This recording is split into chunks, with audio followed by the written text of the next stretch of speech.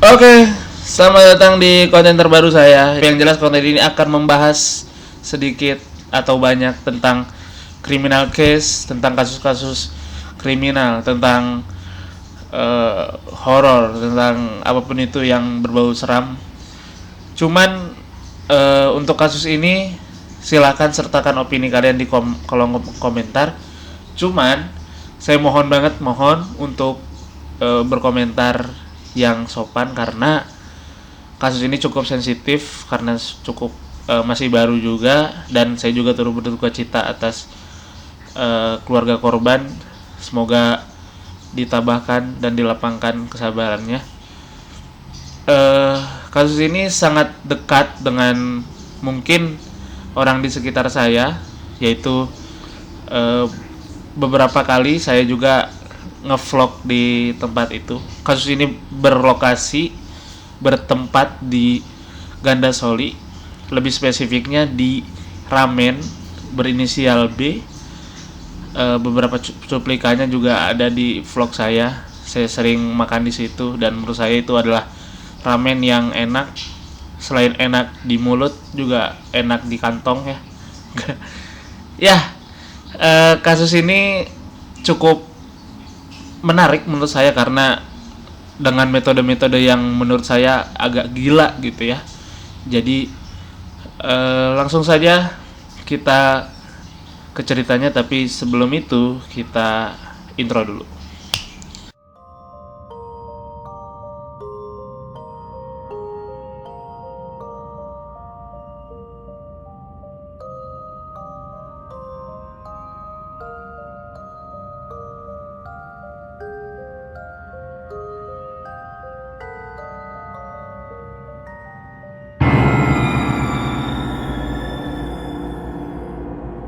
Oke, jadi ini berdasarkan point of view Kapolrestabes Bandung ya, dan ini saya juga dari info-info dari media-media terpercaya yang menurut saya kredibel untuk ngomongin kasus ini. Jadi menurut hasil penyelidikan di lapangan tim research, kita melakukan penahanan terhadap 5 orang yang diduga tersangka, yaitu ada inisialnya DM, bukan direct messenger dong, yaitu SR, DS, AM, dan IN. Itu kata Pak Hendra yang merupakan Kapolrestabes Bandung. Dari statement ini bahwa kurang lebih ada 5 orang yang membantu dan 1 dalang, yaitu nanti kita tahu sendiri. Oke? Kita akan mulai ke korban dulu. Korban ini yang berinisial ES adalah seorang penagih hutang, yang mana itu adalah merupakan profesinya. Jadi kalau dia nggak nagih hutang, dia nggak dapat gaji gitu, atau bonusnya kurang, karena ya yang namanya zaman sekarang kan nyari uang susah gitu ya. Jadi itulah salah satu-satunya mungkin penghasilan dari ES ini. Jadi dia harus menagih hutang kepada kedai itu, yang mana dimanajeri oleh yang berinisial L. Oke? Kita sampai ke ES dan L dulu. Nah, jadi awal mulanya si korban yaitu ES ditelepon oleh L. Ya, mungkin percakapannya saya nggak tahu pastinya, cuman mungkin percakapannya si L ini menelpon, "Halo ES, kamu di mana? Gimana kalau misalkan kita ketemu, saya mau bayar utang nih," gitu. Terus ES-nya bilang, "Oh iya, saya juga mau nagih. Kamu di mana?" "Di kedai." "Oh yaudah, nanti saya kesana." Itu kejadiannya pada jam 8 malam. Nah, di samping dia menelpon itu, dia sudah si L ini yang merupakan manajer dari kedai ramen itu, dia sudah menyiapkan beberapa skenario yang sudah dia briefing ke teman-teman karyawannya. Jadi nanti akan kita bahas ceritanya seperti apa metode-metode yang dia pakai untuk membunuh si ES ini. Oke? Udahlah si ES ini, yaitu korban ini, datang ke ramen. Terus belum sampai ngobrol-ngobrol, konon katanya si ES ini di palanya digepok pakai batu bata. Bah, palanya ya pusing kan, diseret lah ke kamar mandi. Setelah itu dia diseret pakai tambang. Setelah korban berusaha melawan, itu pelakunya, yaitu manajer, itu langsung nusuk pakai pisau, ngegorok.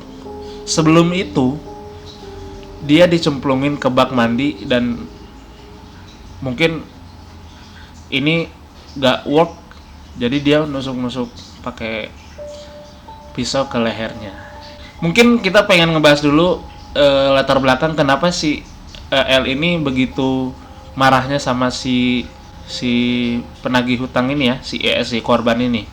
Jadi kenapa si pelaku ini, yaitu yang berinisial L ini, marah banget sama si ES, yaitu karena ya dia nggak mau bayar utang lagi gitu. Jadi dia berpikiran bahwa kalau misalkan saya udah ngebunuh si penagih hutang, ya hutang saya tidak terjerat hutang lagi gitu, hutang saya akan lunas. Jadi beliau berpikiran seperti itu. Nah, hutangnya sendiri itu nominalnya sebenarnya nggak besar-besar amat, yaitu 1,2 juta. Hanya saja harus dilakukan sebanyak 150 kali.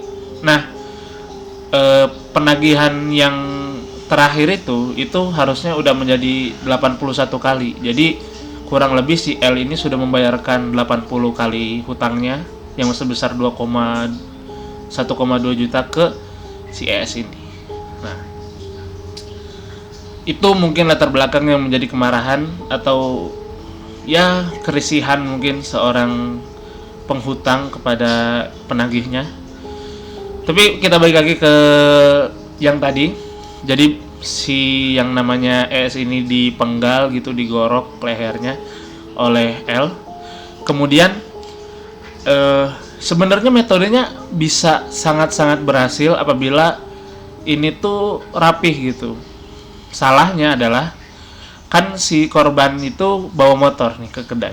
Tadinya motornya itu mau dibawa, cuman karena nggak cukup ke mobil, dia itu parkirin motornya di mes karyawan. Jadi yang namanya mobil yang namanya ramen itu ada yang namanya mes karyawan di ramennya itu. Oke? Nah, karena motornya nggak cukup, akhirnya motornya diparkirin di mes karyawan dengan ditutup hanya dengan kasur, tanpa copotin plat nomornya, tanpa modif apa-apanya dicat atau apa dipilok, enggak sama sekali. Itu tetap kelihatannya emang motor korban aja gitu. Nah, terus korbannya diapain? Para pelaku akhirnya membawa korban itu ke dalam mobil. Terus pelaku lainnya juga membuang yang namanya korban itu ke bukit ya, salah satu bukit di Kabupaten Bandung.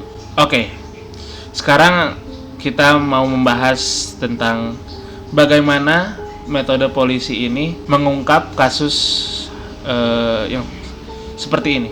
Oke, kasus ini kalau kita breakdown sedikit, kasus ini tuh agak rumit karena tanpa clue. Bisa dibilang tanpa clue, soalnya motornya itu kan salah satu clue-nya, bahkan itu bisa dibilang satu-satunya clue. Cuman karena karyawannya ini teledor pada waktu itu, motornya dikeluarin dari mes. Ada salah satu warga mungkin atau temen dari si korban ini ngelihat, akhirnya diinfoin ke polisi. Halo Pak, ini saya melihat motor korban, cuman korbannya nggak ada. Tempatnya di sini Pak, di ramen berinisial B. Polisi tuk ke sana, dan si pelaku juga ternyata udah kabur duluan. Dia udah kabur ke luar kota.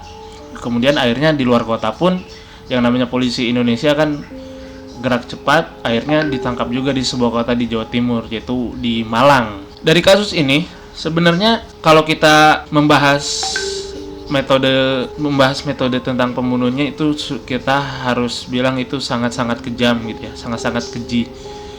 Cuma dari metode konsep dia mau bawa motornya, terus dia buang korbannya ke bukit, salah satu bukit, itu sudah lumayan rapi. Seandainya saja motornya tidak dikeluarin sama karyawannya, itu kasus ini mungkin sampai sekarang tidak terungkap. Akhirnya sang polisi pun sudah memproses kasus ini, yaitu dengan beberapa tersangka ya. Ada tersangka pembantu, ada tersangka utama. Jadi si L ini merupakan tersangka pertama, dan yang tadi saya sebutin SR, DM itu adalah tersangka yang pembantu dari si L ini. Akhirnya itulah kasusnya, kasus yang ada di Kabupaten Bandung yang merupakan menjadi konten saya pertama kali ini. Saya mohon untuk teman-teman bersikap sopan, komen di bawah dengan komen-komen yang santun, karena kita juga harus menjaga perasaan dari keluarga korban. Saya juga turut berduka cita. Silakan DM kasus-kasus yang menarik di kolom komentar, boleh di Instagram saya di @belajarlesis boleh, karena saya akan merutinkan konten ini setiap hari Kamis jam sesuka saya, tapi yang jelas hari Kamis malam Jumat.